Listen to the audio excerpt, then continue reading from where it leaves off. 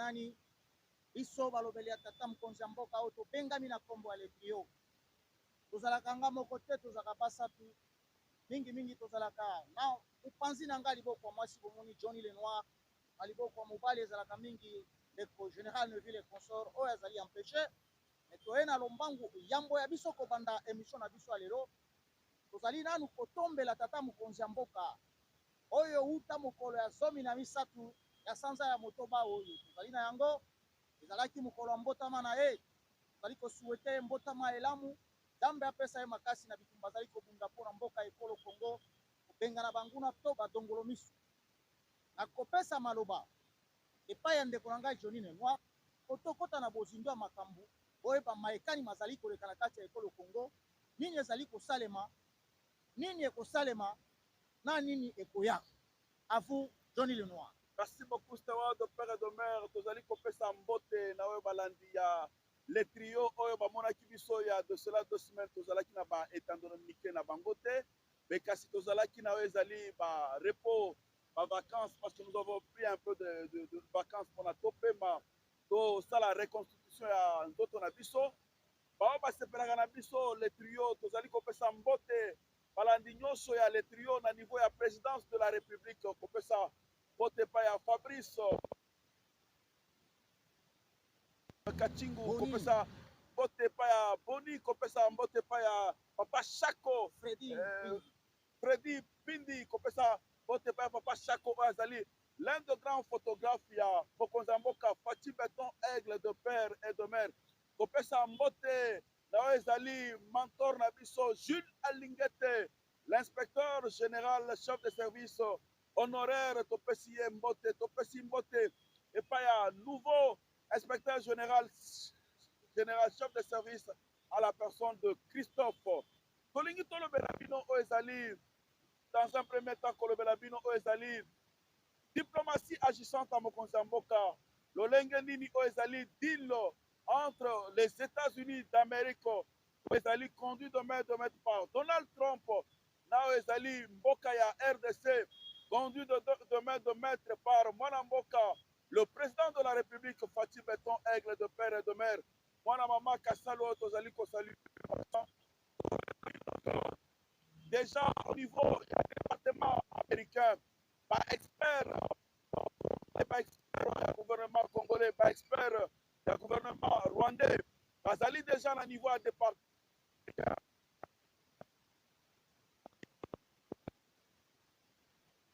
contrat oyo ezali accord oyo ekosigname na mikolo ezali koya na ba ministre des affaires étrangères et puis la dernière signature sera opposée par le président de la République démocratique du Congo Fati Beton Aigle de père et de mère na oyo ezali aussi le président Paul Kagame oyo tango tozali kosala émission oyo azali kobela azali na Munich précisément na Allemagne à toi devoir kolobela oyo ezali deal oyo ba manœuvre oyo Joseph Kabila autaki kotinda oyo ezali ba ministère na ye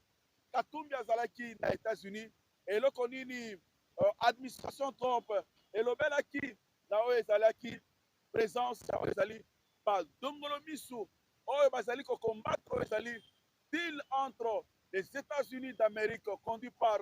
Donald Trump na oyo ezali ba minerai critique oyo tozali kobenga ba à propos deal na États-Unis conduit par Donald Trump na Yemoko République démocratique Congo afin que kimia insécurité oyo eza c'est vivre na oyo ezali est de la République du Congo et si là à toi si oyo mama biso Wagner Kayres asalaki ndenge batindaki epa mokonzi ya mboka na ndenge pe asali eloko nini ezali koleka Kagame akomi déjà coincé Kabila akamati atindi Moïse Nyarugabo atindi Ruberwa atindi Katumbi il fallait basala deal bakende kokutana na ba lobbying américain bayebisi bango tokoki kosolola na bino te tozali déjà na ba partenaire oyo toza kosolola na bango direct c'est-à-dire ministre ya affaires étrangères na biso touti kobenga mama Wagner Kaikwamba Thérèse na kati ya deal ina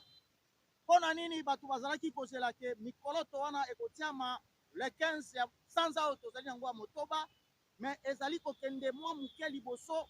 Pona nini les États-Unis alobi il n'y aura pas de signature tant que le Rwanda n'a pas encore retiré ses troupes à Bukavu pe na Goma. Na minute oyo ba rebelle rwandais babandi déjà kokite Goma, mais baza kolongola bango ba tenue militaire, bazolatisa bango ba tenue civile, bazomata na biso soi-disant lokola ba réfugiés rwandais on a soni devant le monde. Tozali awa Kabila a été roulé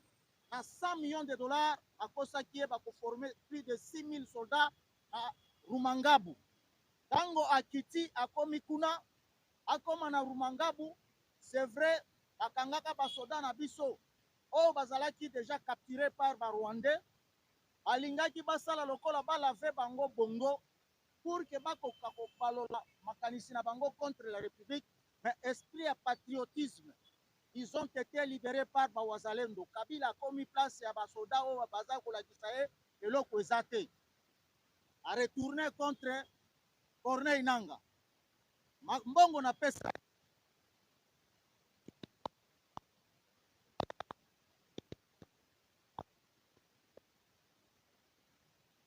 Sultani Makenga FC Bango, Ngai Nazali chef ya ba M23. Bino boyaki na troupe na bino ya FC Fleuve Congo. Kende kotuna mutu na onanga. Awa tozali makambo nyonso na mutu ananga. Nous ne savons pas nanga kokimela wapi. Même aux États-Unis, baza ko reconnaître yete, baza ko reconnaître à M23 conduit de main de maître par Paul Kagame. Na minute ndenge tozali koloba, bazalaki na esprit bazwa Rumangabu. Bakende Walikale, Walikale bazwa Uvira, Uvira bazwa nzela bafungola nzela ya Tanganyika pe Manyema, ebongo baya kokoma Kisangani. Mais a tozoye bisabino monter en puissance ya FARDC ba poudroyer bango na ndenge moko kaka ndenge bozali komona makambo za koleka na Iran pe na Israël. Awa toza kobeta diplomatie na kati ya terrain kuna pe manduki bakolela abomi ba Rwandais na ndenge ya kosakana te. Ce sont des images sur le plan international akoki kolakisa yango te parce que na droit ya guerre babomaka batu te okamati obandi kolakisa bibembe na bango. Awa tozali koloba tata mokonzi ya mboka azali kokontinue na kosala mosala na ye ya diplomatie. En même temps deal oyo tozali kozela ya infrastructure contre minerai ezali pour une paix durable. Na yango bozali komona Kagame sachant que akose retrouver lisusu na eloko te po biloko nyonso oyo eza bibundeli aza nango. Trump aza na kanda ya kosakana te, ezali mbongo ya OTAN bapesaki mpo na guerre. Toka Macron akamati aye na Rwanda pourquoi atranché akozala kote ya Congo wana kote français na ba Rwandais na makambo basali ya muyibi ya biloko bapesaki mpo na guerre ya OTAN na Ukraine nde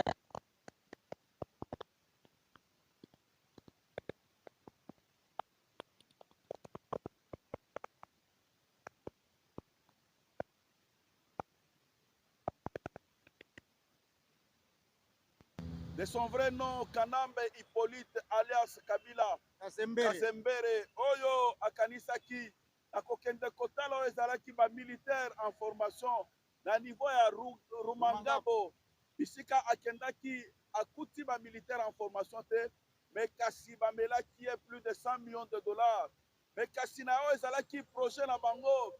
ndenge uti koloba awa ezalaki ke bafonce vers Walikale akende vers Uvira. Mais kasi topesi mention spéciale epai ya bana mboka ba FARDC bandeko na biso ba Wazalendo oyo bazali komonte en puissance bisika nyonso na baposition nyonso oyo banguna ya M23 ya AFC ya Nanga na Kabila balingi baavance mais kasi bazali korencontre oyo ezali patriotisme ya bana mboka ya FARDC, patriotisme ya bana mboka ya Wazalendo o bazali kosala musala kitoko balobi bakowa pona ekolo bakowa pona o ezali mabele ya Congo ya République démocratique de mer kopesa mention spéciale à cette grande dame cette héros héroïne de la diplomatie agissante en mboka na biso, à la personne de Wartner Kayukwamba, oyo lelo alakisi ke mwana mboka congolais azali moto ya mayele, oyo azali na diplomatie na kati ya bavene na ye, azali na diplomatie na makila na ye lelo oyo liboso ya Nations Unies devant les partenaires internationaux azali komatisa bendele ya mboka ya RDC. Omonaki ndeko na ngai de père et de mère, président de la République akuromaki ye mpona koencourage na musala oyo azali kosala musala diplomatie avec intelligence, avec sagesse, avec héroïsme. C'est pourquoi tolobi lelo oyo ke lolenge makambo ezali kosalema po avancer ya deal ba expert bazali kosala koelabore ezali accord oyo kosala signature intervenir na début du mois de juillet oyo ba expert bazali kosala déjà ba ministre des affaires étrangères bakosigner et puis bakonzi ya mboka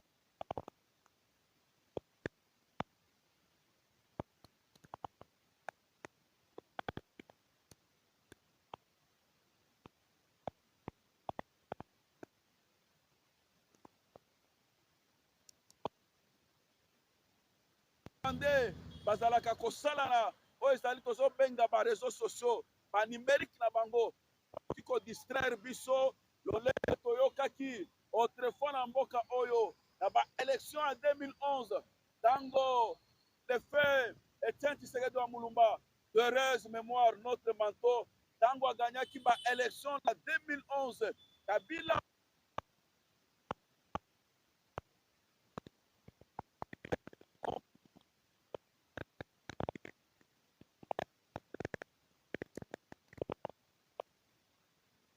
kufi lolenge ba réseaux sociaux ezali koloba mais kasi biso tozali kosepela Kagame azala envie enfin que accord oyo ezali accord ya deal entre minéraux stratégiques tozali kopela ba minéraux critiques entre les États-Unis et la RDC est signamé pour le bonheur du peuple congolais et pour le bonheur ya oyo tozali kobenga sous-région ya Grand Lac à toi. Source na biso toyokaki deja azalaki na Strasbourg epai kani James Kabara akendaki na mutu na ye mpona kosunga ye toyoki deja préparation ekomi kosalema la France la Belgique bakomi kodeside ke Louis Mushikiwabo akoka koremplace eloko wana ba James Kabara balobi ekoleka te toyebi ya kama ndeko na ngai c'est-à-dire que ezali déjà guerre à succession parce que nous devons parce qu'en soi, le président Kagame souffre d'un cancer au niveau du cerveau. Il très bien que cancer est une maladie qui est importante. Il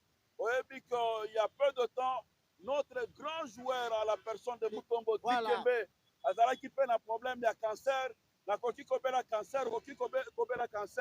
le cancer a toujours été mortel. Le cancer n'est pas de personne. Il se pourrait que Kagame azali na cancer, azali na niveau. Il y a ministre précisément na Allemagne. Lelo comme des camps de Kolanga Stewart. O bazali ko bunda pour la succession na niveau. Français ba Monique o azali représentante ya francophonie Louis Mushikiwabo mérite clan ya Kagame o to bengi ba James Kabare ba kunda batware batu nyonso wana balobi nyet. Mais guerre à succession na to yebi ke ezali kaka makambo zo utepa ya Nzambe on a moni déjà alingaki pena bakisama mupende konanga de père de mère atango tozali koloba guerre de succession il faudrait toyebisa o ezali o balandi ya le trio basepelaka na biso toyebisa bango que Kagame il est tuti d'origine ougandaise mwasi na ye azali tuti d'origine burundaise bitumba pe ezali ya succession kote moko mwasi na ye azolinga a récupéré na ba o bazali bana na ye parmi les fils de Kagame moko pe azali militaire c'est-à-dire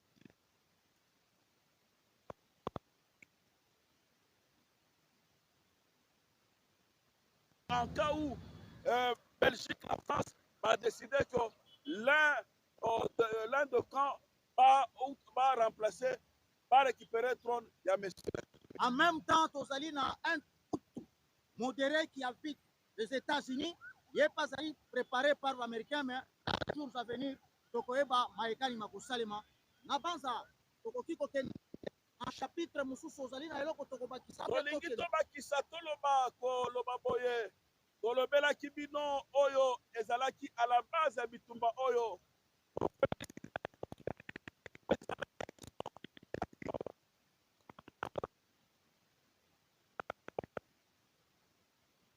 MLC Jean-Pierre Mbemba Bayimoto oyo tozali kopesa ye mention spéciale oyo tozali soutenir tout ce qu'il a fait comme déclaration lors de son interview na niveau ya Top Congo ezalaki eloko moko ya solo parce que lekolanga soit de père et de mère tobaka boye dans l'une de nos émissions, dans l'une de nos sorties médiatiques tobaka boye oyo accord ya 2009 accord ya 2012-2013 au Kabila, l'un des articles, au Kabila de son vrai nom,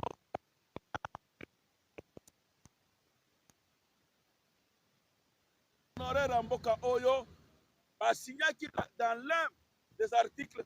il fallait qu'on foute redevance Moko chaque fin du mois au Rwanda, qui plus de 66 millions de dollars. Et ça, Makambo Oyo, vice-premier ministre, les compatriotes, les patriotes, Jean-Pierre Mbemba Bayimoto, vice-premier ministre, il y a transport, à Outa Kosala, par révélation, oh, ils allaient qui vrai. Koloba, même que, bateau ya catholique, bateau ya 5 ans, bateau ya 5 ans, oh yo, ba pesa ki bango mbongo ebele, na ba diocèse, batonga ba biloko ebele, ba détourner, ba mbongo ebele, par rapport au Ishafat Kosala, Batouana va dépenser 25 millions, 28 millions Moussous Oyo Balier. C'est pourquoi on dit que Babundi Saki Oyo ezalaki l'un des piliers de vision Mokonzamboka Oyo Tozali Kopita gratuité de l'enseignement. Parce que Biloko Dosso, président ya ML, vice-premier ministre Jean-Pierre Bemba, lobaki na ezalaki sortie médiatique na ye ezalaki biloko solo oyo biso ba à travers bana na biso oyo batangaka na ba école conventionnelle catholique babanda kofuta ba 200, 300, 400 000 dollars oyo par année soki ozwi primaire secondaire ils arrivaient plus de 1 million de dollars mais kasi ntango mokonzi ya mboka Pati Beton aigle de père et de mère mwana mama kasal aye na oyo ezalaki pilier ya gratuité de l'enseignement bato wana batombokeli ye bakoti nsima nani ya opposition bakomi olie bateya oyo ezali liloba nzambe bakomi mpe bapoliticien mais kasi toyebisi bango bakende na ministère de l'intérieur bazwa agrément ya oyo ezali parti politique na bango senko atwa tewa. Merci mingi kaka maloba oyo uti koloba naza koyeba bien ke solo Bemba Gombo Bayimoto maemanso alobaki ezali makambo ya solo mpe bato bakokaki kosatake na ye bayaki korecadre bango epai ya Willy Mishiki alobi batika mwana mboka Bemba kimia ngai nazalaki bongo wana ezali Albert Yuma moto azalaki kokende na yango kopesa kuna na Rwanda eza makambo lokuta te nde botomboki bomoni Kagame alingi akufa bongo wana ndenge bapesi ye basanction na bamindele bongo wana nde ezalaki koperesa bango mwa moke pema parce que awa tozoloba banque centrale ya Rwanda ekangami usine ya raffinerie oyo bakatarien basalaki ekangi donc chômage ya kosakana te minerval ya bana université emati awa tozoloba deja turbulence ya makasi na kati ya Rwanda tozoyeba mopepe nini te koya lobi to lobi kuna bokoki koyoka bazali te parce que oyo batie na mutu bacharge pa bamindele oyo balobi ba tiweri nyonso bazali na bapreuve mpe ya bafausse commune biloko nyonso yango bomoni ke akomi na bulu yeke na mutu na ye akomi koloba lelo aza malade eza lokuta te mutu na ye ezali kobela à vous Johnny Lenoir. Merci beaucoup Stora de père et de mère boko tour na oyo ezalaki séjour itinérant voyage d'itinérance na niveau ya province ya Lualaba conduit de maître par Maman Fifi Masuka la fille aînée de l'Union sacrée, oya saliba réalisation moko ya kafu kafu. Bokonzamboka Fati Beton aigle de père et de mère, malgré que bitumba ezali ko salema, na est ezali ko luka o ezali ba voie et moyen pour rétablir Kimia pour du bon à l'est de la République démocratique du Congo. Mais Kassimo Konzamboka Fati Beton aigle de père et de mère, azali ko sala musala ba réalisation ezali kili kili. Pour pas de son séjour.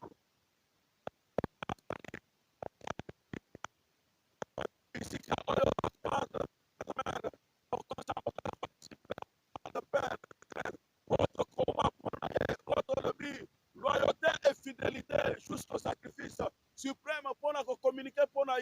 pour la réalisation de Konanga Steward de père et de mère. Moi, papa Steward, la ligne na loba boye, Okozamboka a inauguraki l'un des meilleurs aéroports internationaux. Oh, maman Thérèse, Fifi, Masuka, Saini, oh, Aouti Kosala, sous l'impulsion du chef de l'État.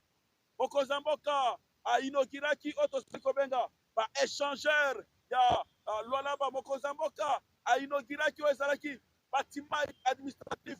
ya gouvernorat provincial à Lualaba. Okozamboka a inauguraki Biloko Kili Kili. Lelo Oyo, sous l'impulsion du chef de l'État, la gouverneure Fifi Masuka, Saini, a commis ici, Lualaba, et commis le col à un petit Dubaï. Tolobaki na 2025, tango tokendaki na Lualaba, tango tokolaki biso moko, tosalaki ronde ya Lualaba, tolekaki na Mangeshi, tokendaki bisika, Oyo, mama Fifi Masuka,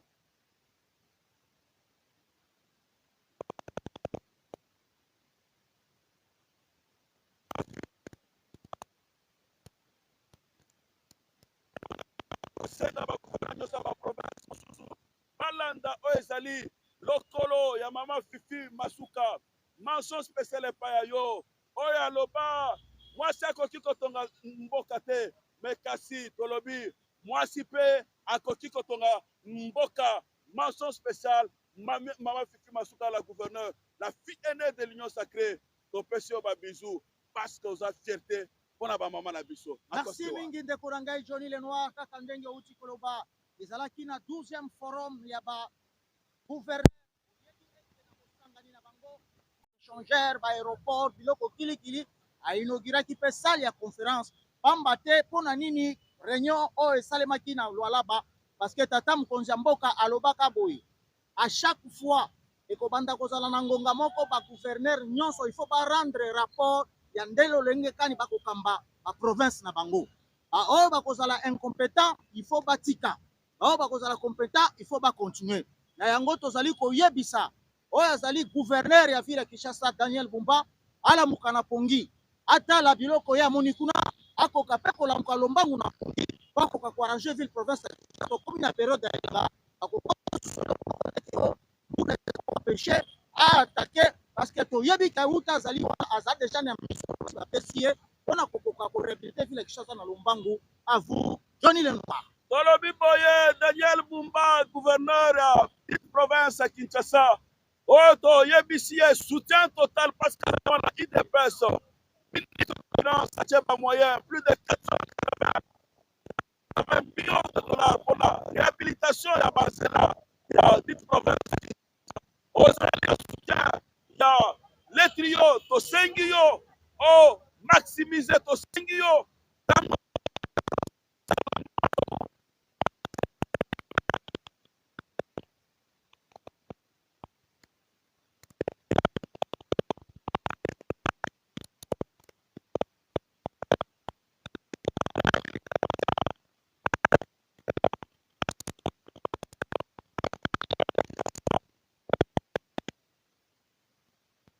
La capitale de la République du Congo est rayonnée et zonga lokola elamba sika lolenge zalaki koloba lisusu te batie bamoyen te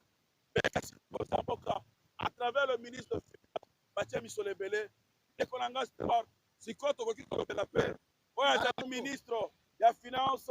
à la personne et à la personne de Doudou Famba le Pakebo d'abord pour la ministre de la Finance Doudou Famba de Pakebo pendant une année oya nomination a auto kokisa na mois de juin de konanga steward okoki kolobela bila ya jeune ministre, un ministre intelligent, un ministre qui a une rigueur dans sa gestion, une rigueur, une orthodoxie dans les dépenses publiques à toi steward pour une année de bilan de Doudou Famba, les Pakebo, Mwanaume. Merci beaucoup ndeko na ngai Johnny Lenoir. Pamba te bisika ezali Doudou Famba likunde libotai oyo biso topesa kombo le Pakebo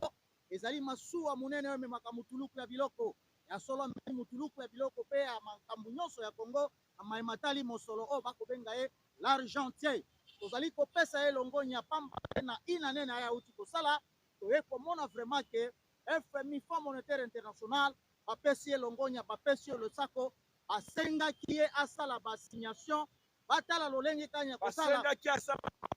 réforme tango bae asali kotondi mpe tozali kopesa ye longonya mpona rigueur mpona compétence mpe mpona engagement na ye mpona mobilisation ya barecette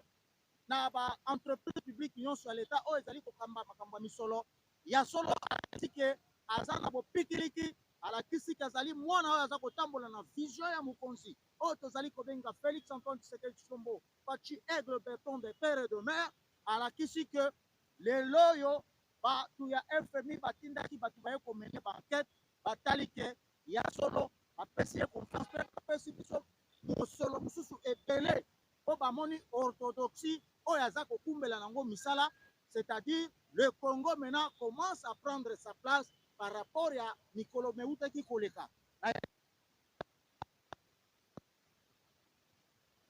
uta ya zwaki ngwende na ye soki boyoki lelo bafuti ba mapinga na biso bamatiseli bango salaire badouble ezali mwana mboka Doudou Famba soki bomoni baprime eza mwana mboka Doudou Famba lelo oyo carburant toza na makambo ya carburant te lelo oyo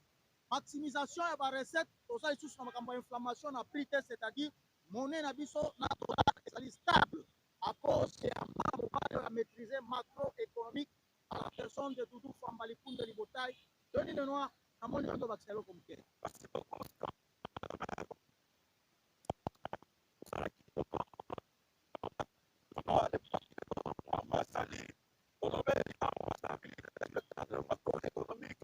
Les taux de change stable, il n'y a pas fonctionnaire gratuit de chaque mois.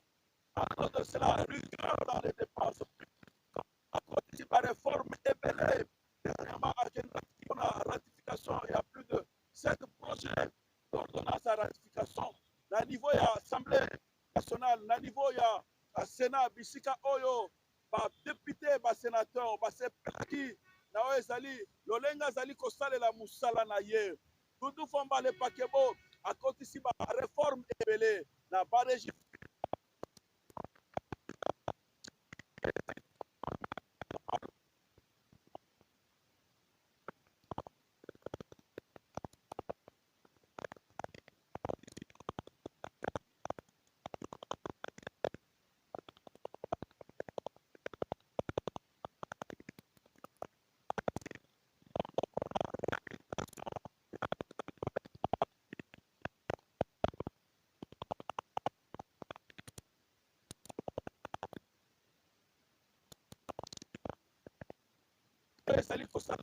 sous la pression du chef de l'État, Faci Béton, aigle de père et de mère. Moi, la maman Kassalou, Otozali saluer en passant. Doudou Famba le Pakebo a débloqué pour la province, dite province, ya Kinshasa, Misolo, plus de 480 millions de dollars afin que Banzela Nyoso ait la réhabilité. Dernièrement, a Outiko débloqué plus de 81 millions de dollars à Pessi, gouverneur de la province de Kinshasa, afin que Banzela ya Lemba, Banzela ya Limete, Banzela ya Matete ait la réhabilité. C'est pourquoi Tosengi, gouverneur de la province de Kinshasa, à la personne de son excellence Daniel Bumba, a maximisé, a profité tant oyo ya saison sèche afin que Banzela ait la réhabilité. Parce que saison sèche ezali de courte durée, ezali à 2 mois, 3 mois, 3 mois, 2 mois, 3 mois, ezali ebelete. Doudou Famba le Pakebo, Doudoura, oyo lelo oyo, en dehors kobenga ba réforme asali le oyo tokoki kolobela makambo.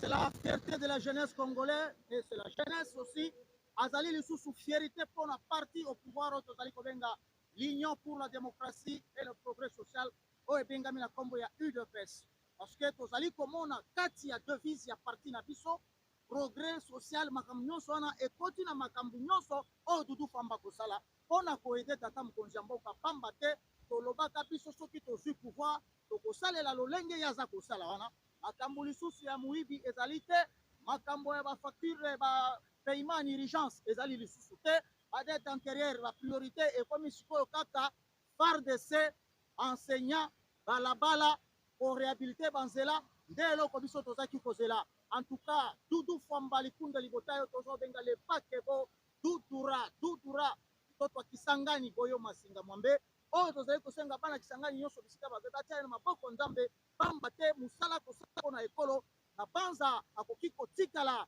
na kombo mpona bana ya kisangani nani alobaki bana ya kisangani bamayele te dufamba ye wana l'argentier dudura likunde libotai le pakebo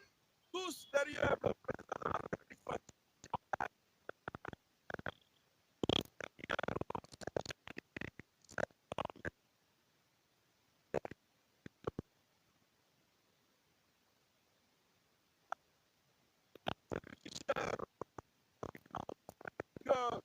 Avec loyauté, avec fidélité, sans détournement, sans dépense, war, les triomphes.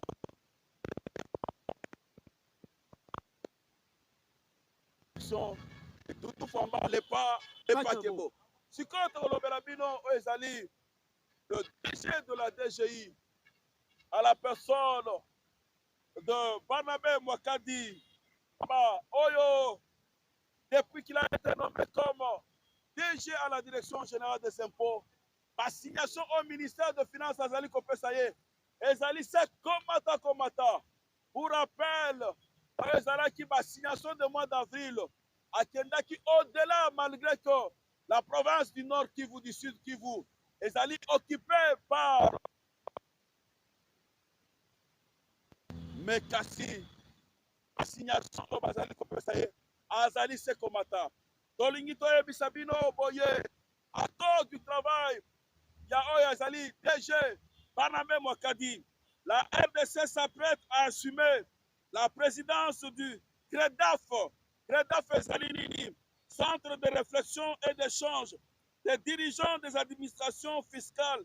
et la préparatif Ezali en cours. Bonanini, parce que la Direction générale des impôts, conduit de main de maître par Barnabé Mwakadi, le miracle fiscal, Azali Kosala.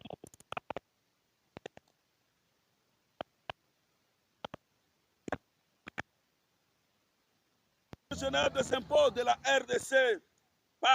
qui s'appelle Barnabé Mwakadi Mwamba, et cause la première historique pour notre pays, la RDC, la internationale, à cause de Moussala Oyo, Barnabé Mwakadi Mwamba Zali Kosala, Oto Zali Kobenga, le miracle fiscal de la direction générale, le patron, les meilleurs des mandataires de la République démocratique du Congo. Le Koratolobi Awa, à cette occasion, la RDC va renforcer sa présence sur la scène fiscale internationale et enfin à promouvoir la réforme en cours au sein de l'administration fiscale congolaise. Tozali ko saluer le sous de Kolanga Stewart, expertise, il y a directeur général, le miracle fiscal à la personne de Barnabé Mwakadi Mwamba. Makambo nyonso oyo Barnabé Mwakadi Mwamba de Kolanga Stewart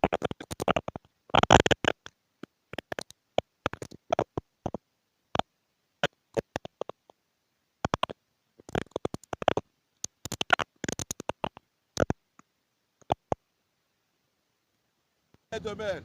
Koba Kisali Susu. Après ma trophée Oyo, Aouti Kozwa, na niveau ya Canada, Bisika Oyo, il a été nominé l'un des meilleurs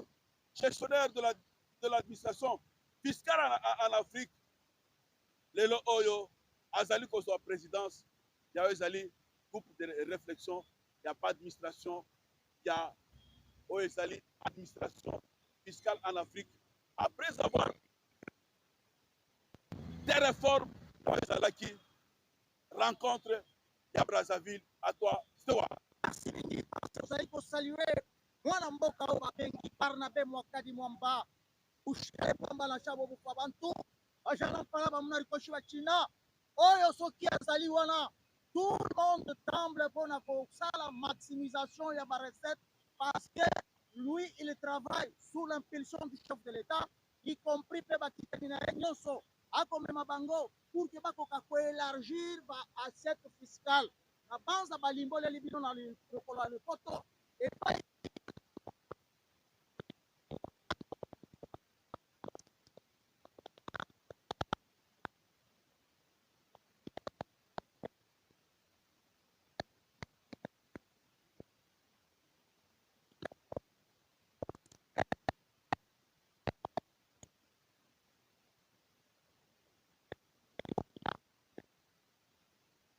de lui-même yango nasepelaka ntango mwana mboka Johnny Lenoir alobaka okasi na ye parce que akamati liloba nzambe asangisi yango na misala yango toza komona misala ne kokende selibo alobi ke kofuta mpaku ezali droit ya mutu nyonso quand bien même bouti komona musala bautaki kosala ya découverte ya plus de 12 000 entreprises plus de 9 000 entreprises oyo bazalaki kose présenter te lokola ba opérateur économique mais na ba banque ba compte na bango ezalaki kofonctionner mais mwana mboka Barnabe Mwakadi bake kodécouvrir misala nyonso ina nyonso na sous l'impulsion ya chef de l'État yango tozali kotombela ye botondi pamba te azali ye oki koloba oui mais tokolobela mpe oyo azali kola conseiller na ye l'homme qui chuchote à l'oreille du chef oyo tozali kobenga Kanku oyo tozali kobenga Kanku conseiller oyo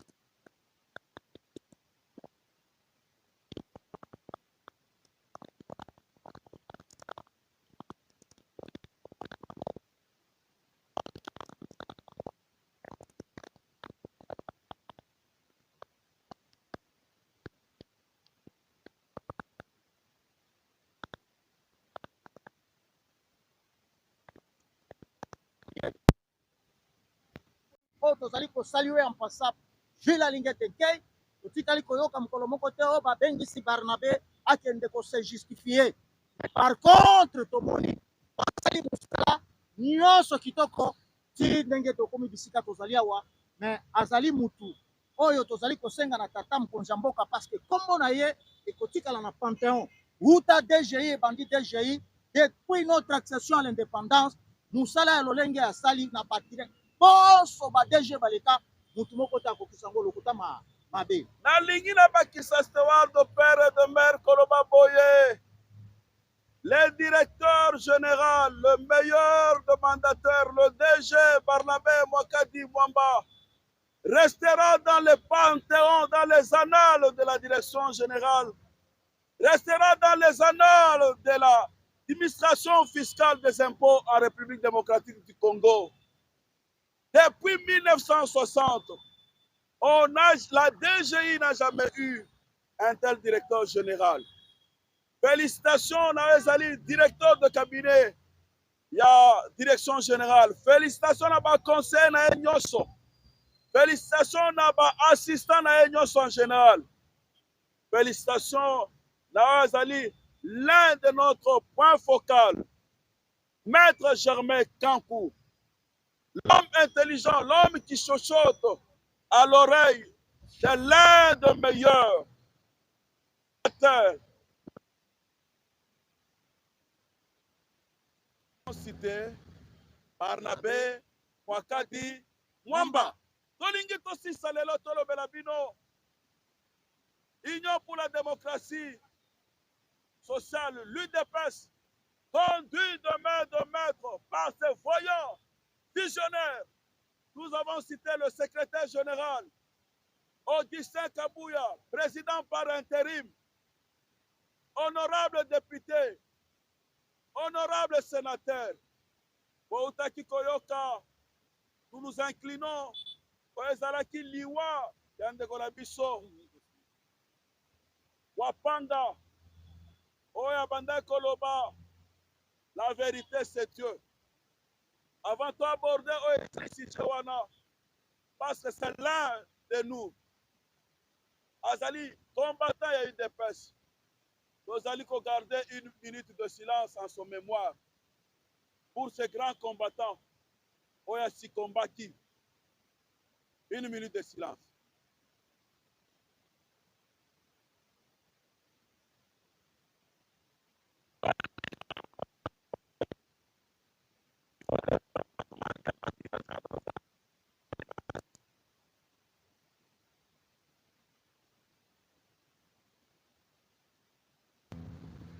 Le secrétaire général Augustin Kabouya, le président par intérim, de loin ou de près, n'est pas concerné par la mort de notre voyant combattant. Oya Sikombaki na terrain ya Sokopao na makambo mosusu. Le secrétaire général Augustin Kabouya, président par intérim, député national, sénateur, c'est quelqu'un de bien. C'est quelqu'un de bien. De loin ou de... Et si quand on a biso, oh, tolingi mingi, oh, tozali, kolela lelo, Diwanaye, ça n'a rien à faire avec le secrétaire général, comme de loin ou de près. Commentaire nayo de Konanga Stewa. Merci mingi, parce que oh, tozali kolela lelo, oh, tozali ko saluer mémoire nae, bravoure nae, à la personne de notre combattant, un grand combattant, tozali kolela tabasele wampanga.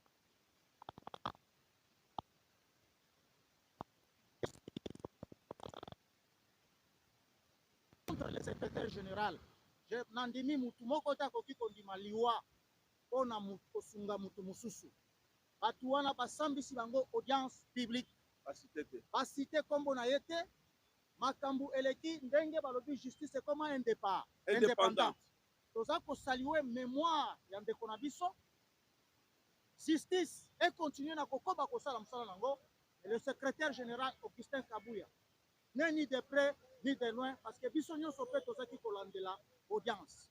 Tokosenga kimia ekota na kati ya parti na biso. Totika ko s'entretuer biso moko.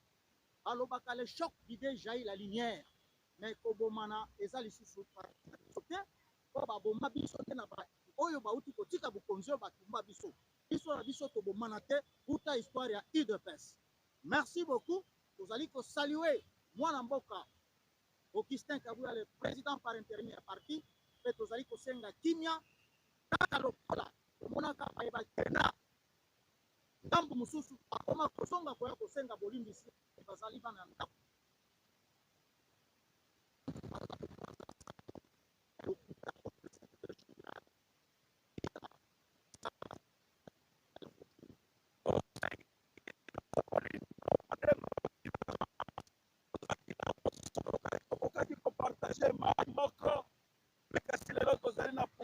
Malgré ma divergence, biso tolobi, totikali fidèle, totikali loyal, loyauté au chef de l'État, Fati Beton, de père et de mère, loyauté au secrétaire général Augustin Kabouya, président par intérim, loyauté,